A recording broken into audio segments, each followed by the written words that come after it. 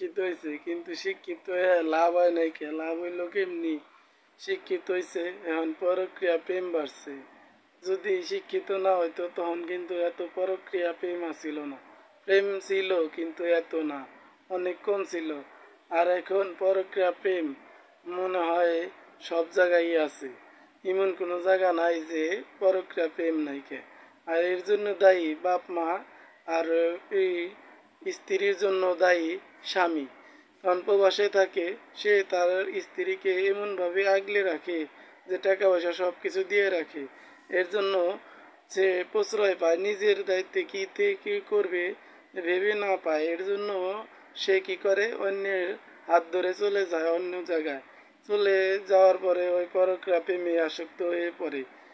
যে ছেলেটার সাথে রিলেশন করলে আমার স্বামী তো বিদেশি, কেউ জানতেই পারবে না, কিন্তু অথচ তার সব কিছু বিলিয়ে দিয়ে তারপরে স্বামীকে স্বামীর সাথে প্রতারণা করে। আবার তেমনিভাবেই এখন শিক্ষিত মানুষজন, শিক্ষিত শিক্ষিত সমাজ দেখে কি করে, ছেলে মেয়েকে লেখাপড়া করার জন্য ও স্কুলে থেকে কলেজে, কলেজ থেকে ভার্সিটিতে পাঠায়। কিন্তু স্কুলে পাঠানোর পরেই বাপ মার কথা ভুলে যে সে প্রেমে পড়ে যায়। প্রেমে পড়ে এ কি করে, বাপ মায়ের কথাই ভুলে যায়। বাপ মা যে জন্ম দিছে তার কথাই ভুলে যায়। সে সে যে শিক্ষিত মানুষ, এমন শিক্ষিত হইতাছে যে বাপ মার কথা ভুলে যে তার প্রেমিকার হাত ধরে পালিয়ে যাইতাছে।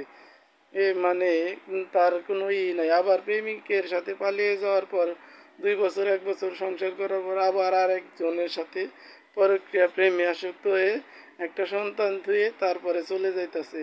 এ হলো শিক্ষিত সমাজ। আর আগের মানুষজন কি ছিল, যে সংসার তার করতে হবে, সে স্বামীর সংসার করবে, যত কষ্টই হোক তারপরও সংসার সে করবে।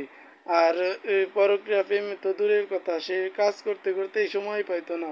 আর এখন তো কাজ নাই কে। আবার এই সন্তানরাও কোনো সময় প্রেম প্রীতি করার সময় পেতো না। সময় পাইব কোন সময়?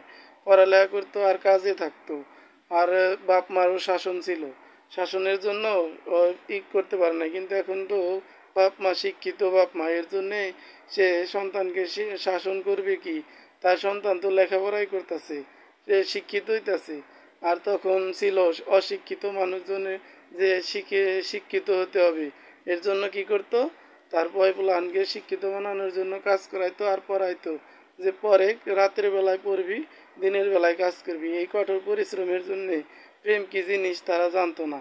আর এখনকার শিক্ষিত সমাজ কি করে, স্কুলে যাওয়ার পরে প্রেমে পড়ে, প্রেমে পড়ে মা বাপের ভুইলা যায়, তারপরে প্রেম এই পড়ালেখা বাদ দেয়, প্রেম প্রীতি কইরা খালি কলেজে থেকে কোনো রকম পাশ করে বাইরে আর চাকরি আর পায় না।